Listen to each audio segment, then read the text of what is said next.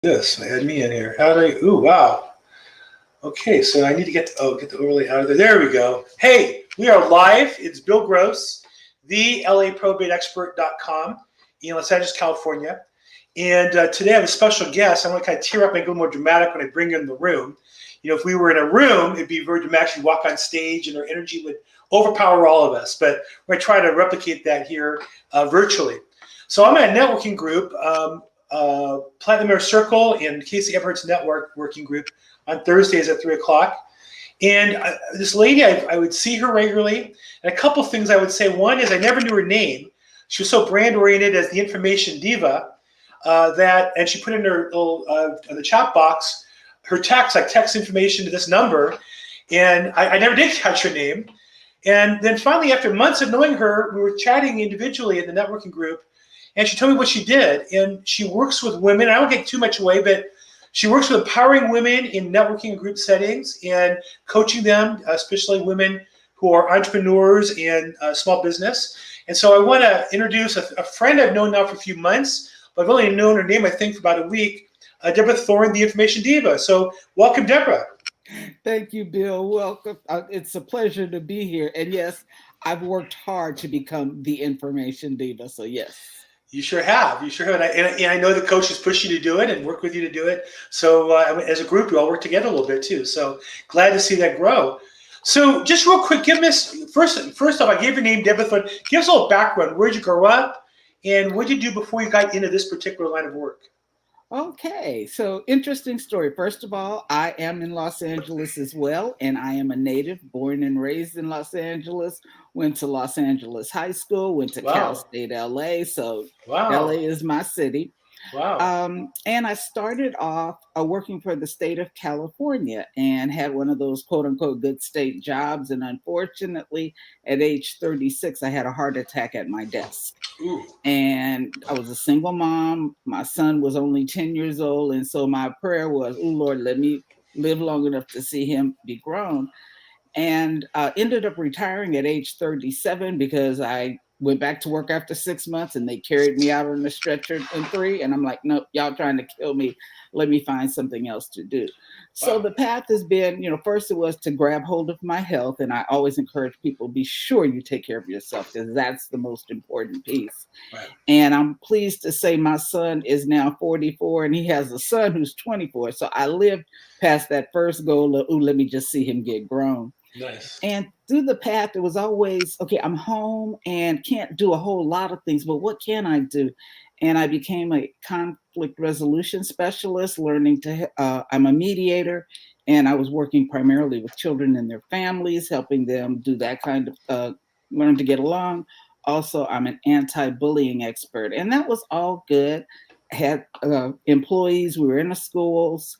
And then the schools hit a real financial burden and they got rid of all of their consultants. And so there I was out of business again. I'm like, I had the Information Diva kind of as a side thing I did. And that came about because I'm the person I would say to my friends, tell me what you like to do. And I figure out an income stream about it.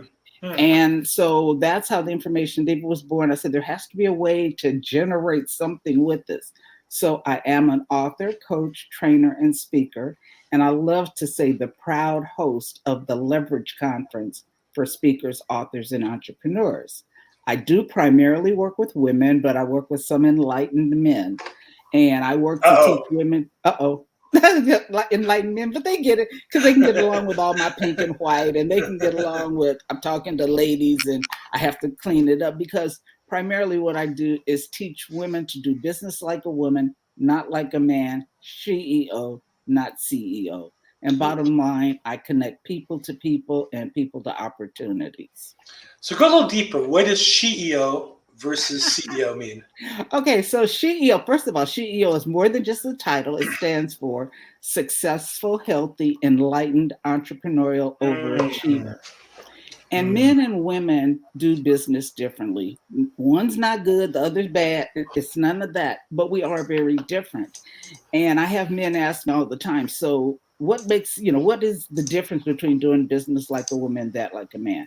Well, A woman can bring her baby to my business meeting. And not only is the baby welcome, but that lets me know what kind of mother and person she is, Sure. that she values her family enough that her child has to be taken care of. And yet she values her business enough to take care of it, and she doesn't want to have to choose. And that was the way, I've always introduced it. And lo and behold, I got a chance to absolutely see it in action. I was watching Spectrum News, our hyper local news here in LA from our cable company. And the interviewer was interviewing the mayor of Compton, actually. And the mayor of Compton at the time, her baby was like 7 or 8 months old. She had a crib in her office. And I thought, crib in your office? Okay, you're taking care of your family and the city. Great. And she was introducing her baby, was sitting very quietly on her lap playing with a toy, and the baby dropped the toy. The news interviewer bent down to pick up the toy, leaving the TV screen totally blank for 6 or 7 seconds. But, in television, never a blank screen. Well, the screen was totally blank. She bends down, picks up the toy, hands the toy back to the baby, and the baby received it well with a giggle. But she hadn't fussed anyway, but she giggled because she got her toy back. And the interviewer came back and said, well, that's live TV, ladies and gentlemen. The baby had a need and we had to take care of the need. And I went, yes, that's how women do business. So that would be, because a man would have been frazzled. Why was the baby there? And if you hadn't had the baby and the baby dropped a toy and the screen was blank, for us, it's like, okay, let's just keep it moving. And so I really appreciate that. And I help women to understand not to fight that part of yourself. Just go with it. Figure out how you make it work best. And also, I help men to understand that this is where many women are coming from. We're not going to choose between our families and our business. Mm-hmm. This comes as a package deal. So we all have to figure out how to get over it. Now, I'll plead guilty on this, not understanding the life of mothers at home. When my daughter was first born, my wife, up until then, had helped me in my business doing administrative work. She would go to the bank, FedEx, deliver documents, pick up documents. And I'll never forget that after a few days home, nothing got done. She was going to try to get some things done, and nothing got done. And she said, well, I'm lucky to get up and get a shower and get my hair brushed. I said, what are you talking about? I'll stay home. I'll watch the baby. You go take care of what has to be done, and let's get it taken care of. And I texted her urgently at noon. I said, honey, I can't handle this. You got to come back. Help me. Help me. I've changed her fetter. I'm ready to pass out. I couldn't handle it. And I meet women who have 3, 4, 5 kids from 2 through 13. How do they do it?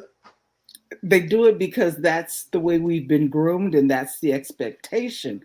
What we ask others who either don't have children or men who don't have that is to understand she's juggling, she's doing everything you're doing and then some, okay? Yeah. So, it's like they say about Fred Astaire and Ginger Rogers. Fred Astaire was thought to be this absolutely marvelous dancer. But remember, Ginger Rogers did everything he did only backward and in heels. Right. So it's that same kind of thing. I don't think anybody intentionally sets out to, put that stigma on it. But when you think about it, if the baby wore you out in a few hours and your wife is doing this all day, every day, okay?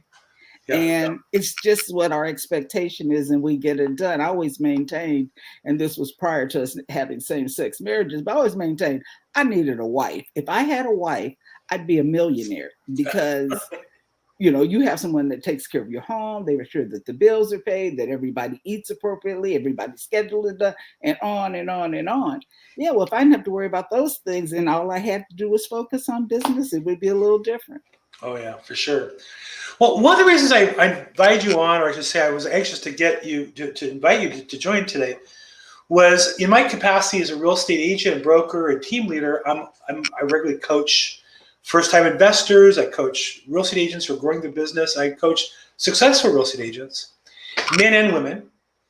And one of the tools that I use with women, that I use regularly, doesn't work with women. What I often do will ask somebody to think about a mentor or a hero. And the purpose is to mimic what that person does and ask them how they would approach a situation. And consistently in my career, when I would ask a woman that, I'd say 80% say they couldn't name anybody. And then when I pushed them a little further, because some people have, if you're not in touch with that concept, it's new. I get it. So I push it a little bit. 95% would name one of two women.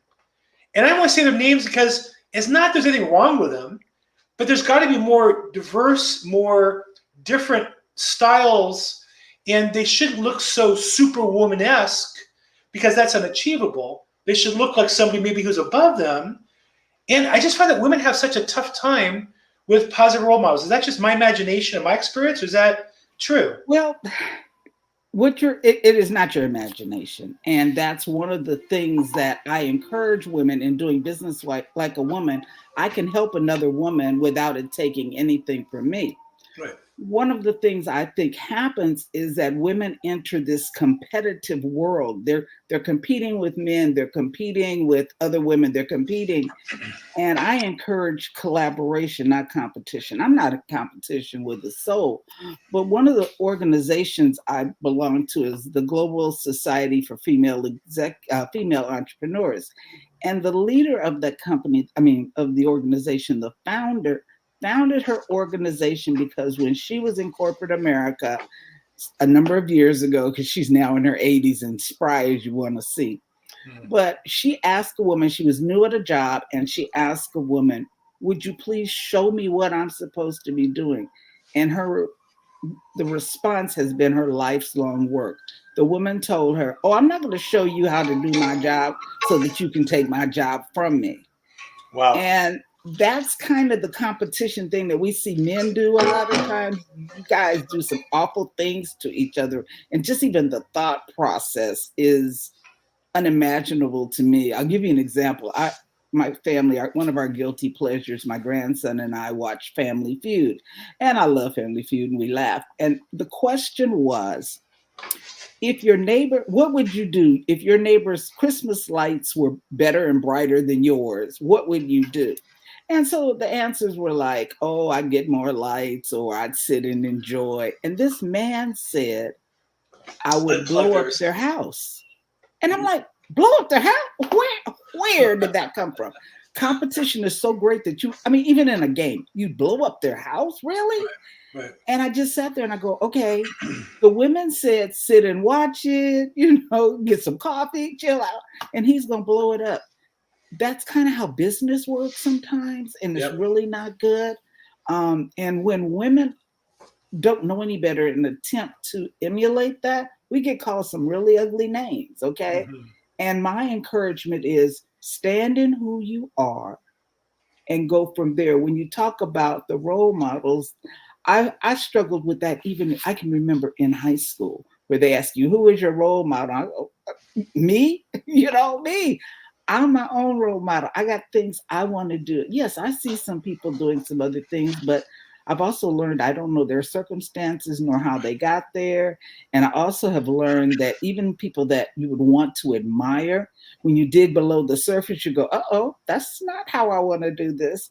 So sure. I work with helping women figure out what it is, what does your best look like, given your values, given your faith traditions, given your whatever, your need for money. How do you define success? See, if you start doing those things, define your own success and know that you're more than enough and know that you're not in competition with a soul but yourself, it changes how you look and do things. And that's what I encourage people to do.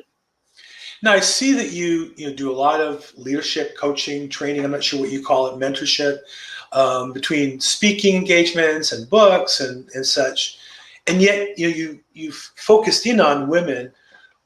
Why did you choose to?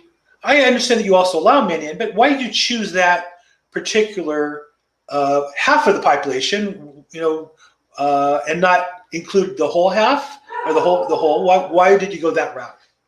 I went that route really and truly because in doing it with men, I'm in competition. Once again, we're playing a competition game. I have to forcefully hold my place among men.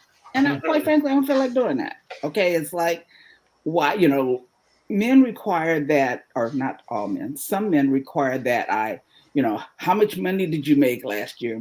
That is the determination of my worth.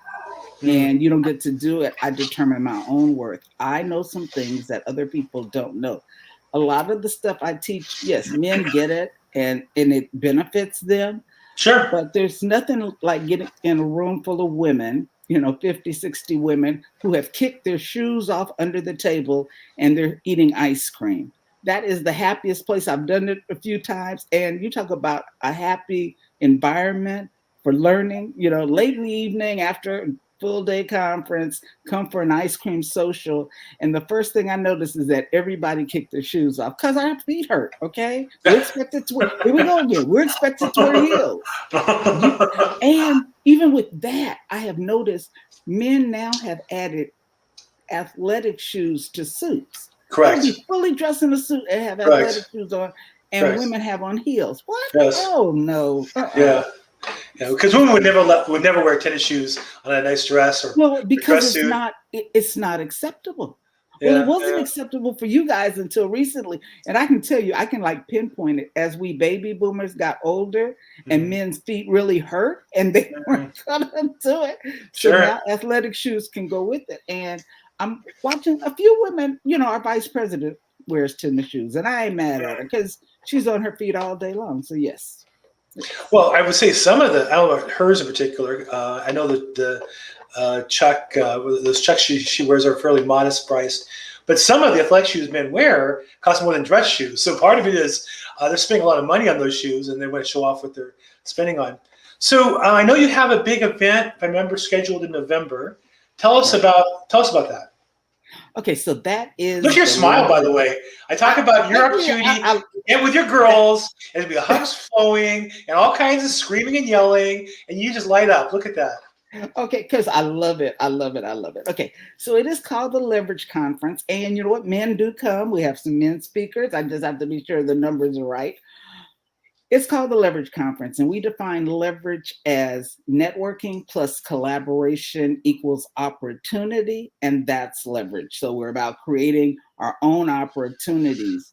Our tagline is created and they will buy is not a strategy for success. Wow. So we're teaching speakers, authors, and entrepreneurs how you take your talk, your book, your whatever, your widget that you sell, and present it in such a way that people want to buy it. How do you collaborate with someone else who's doing something similar or totally opposite and come together and build something else? Mainly, Tyler Perry said it best. And I had this feeling, but I didn't know the words. And he said, while you're begging for a seat at someone else's table, I'll be down in Atlanta building my own. And that's really where this comes from. So often as a woman of color, I've asked permission to sit at people's tables and the permission was denied for one reason or another. Wow. And I really got tired of that. And it's like, you know what, if I create my own, I don't have to worry about it. I'm welcome at my own table. And so that's what I've been doing. That's how the Leverage Conference was born. This is our third year. We do it virtually because we are now a global conference. Talk about having a good problem. I got to figure out what time frame we're going to work it from, because we were doing it Pacific time because we live on the West Coast and why not? But that isn't of good benefit for all the people attending, because we have people attended last year from all across the United States, several from the East Coast, Canada, the UK, and the Philippines. Well, I can't run it off of Pacific time if I'm going to include all these people. So that's the conference. I'm like really excited because it's 3 days and there's one day where it's all about learning. It's about how to, the first half of the day. The second half is about author. It's our author showcase, and we'll be featuring some first-time authors because one of my things is I encourage everybody to write a book. They've got a book in them and they need to do it. The second day is about thought leaders. And last year we had a thought leaders roundtable that discussed of all things religion and politics. Two things you're never supposed to mix. We talked about it, okay, which was really great. And then the Saturday, the last day, is our day of mastery. So we have master speakers come in and teach their subject. So this is a virtual event, and what are the dates again? November 18, 19, and 20. Very nice. It's right after our company has our annual conference the week before that in Las Oh, Vegas. okay. We're doing it live this year again. So Oh, yeah. yeah, Well, in Vegas, it would be fun to get together with friends and people. Now, behind you, if somebody wanted information, how to get it. Stop. Behind you, over your right shoulder, is how to get it. Text Diva to to 21,000. 21,000. Now, tell me about that. I What know, does that and I've mean? had to learn to teach people how to do it. So those of you who are listening right now, please pull out your phone Mm-hmm, and go to where you do text messages. The mm-hmm. phone number is 21000. The message is Diva, Diva. And when you send that, you will immediately be sent a link to my digital business card. And my card allows you to do several things. I've got a speech on there you can look at. It tells you how to get in touch with me. It talks about all the things that I'm involved in. So I really encourage you to do that. Text Diva to 21,000. And if you like it, let me know. If there's something I can do to help you, please reach out to me. Well, I liked it because when I didn't know your name for the longest time, and one day I just texted Diva at 21,000. I got back the virtual card. I can share it here on the screen. Let me see if I can do that real quick. Share screen. There we go. And I got back this picture of you. Got your phone Yes. number. I got a link to a YouTube speech that you did. I forget the name of it, but it was you covered the topic of CEO versus CEO. Let's do coffee. Hey, I'm always up for coffee. Yeah, click When you on that. put It gives you my calendar. Absolutely. Mhm, I actually love this business card. I've had other digital cards and this one really mhm. works. And if anybody is interested, the gentleman who puts them out is giving away a free month of the digital business card. So if anybody is interested, reach out to me and I will make that connection for you. And then you have your birthday circle if you want to get a birthday card. If you're lonely on your birthday, and I think I was on a call with you or somebody on my birthday, and they put that out there, and I said I didn't get much attention for my birthday. It sounds like fun, so I did that. Your email, and then your social media. So like on one screen, you have the whole. It's not even a web page. It's just really one screen. There has like the whole thing. So very very cool. Okay, Thank so you. thank you. So I know that you and I both are involved with Casey Eberhardt's PIT, Platinum Inner Circle, right? So that is, he has a networking event that's free every week. Thursdays at 3 o'clock. Text me, I can get you a link to that. But there are people who choose to, you don't have to, get involved with this Expand the Business program and go to the next level and get into coaching with them. How long have you been involved with Casey, and tell me what that's done for your business? Oh, wow. I have known Casey now for about 10 years or so. I've been in PIC. I just renewed, so starting my second year.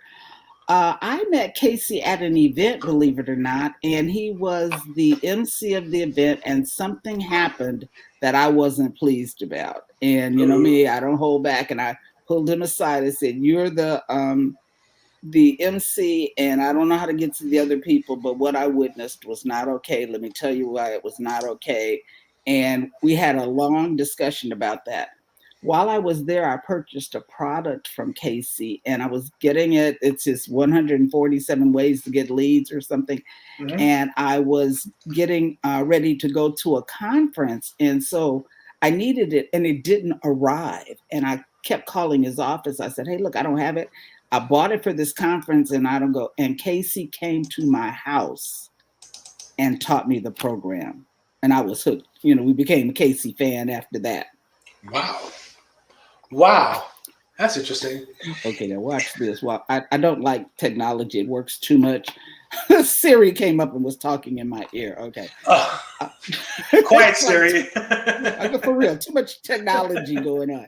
So after that, we joined, my son did join him in one of his network marketing groups. And we've been, you know, Casey's been a part of our family ever since.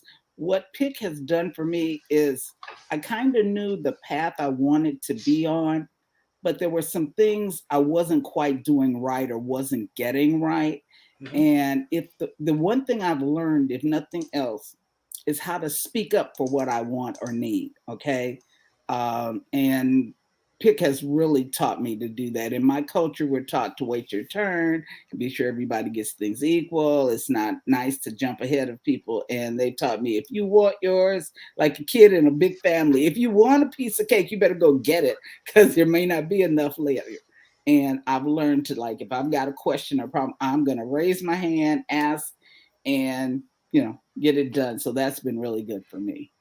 Well, I was the bigger kid, so I think I got more than my share of cake, but that's a whole nother discussion.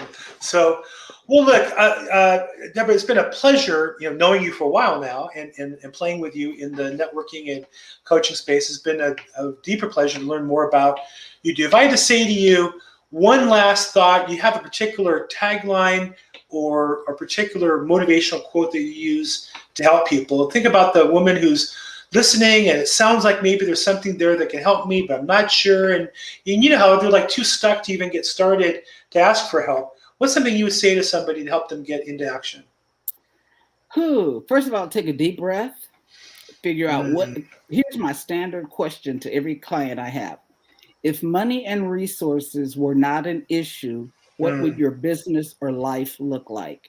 And I asked them to write it down, covering all the senses. What would it smell like, taste like, see, all these things, go through it. And if you put that down, then you have a foundation for building what you want, because now you'll know what success looks like for you. Success is very different for each one of us. We get to choose our level of success. And that's what I would encourage someone with. First of all, take a deep breath and then figure out what it is you really want and go to the people who can help you get that. Well, wow. Thank you. Thank you so much. I appreciate that. So, Deborah, it's been a pleasure today. If you want more Deborah Thorne, you can text Diva, the word D-I-V-A, to the phone number 21000. If you mess it up, call me, text me. I'll be glad to get you on track for that. But that's pretty simple today by today's standards. If you want more of her, I do these calls, I would say irregularly, but they're all live streamed. If you're watching today on Facebook or LinkedIn or YouTube, they're live when they go up. You can watch past interviews I do as well. And I have a YouTube channel you can check out that I record all of my video to.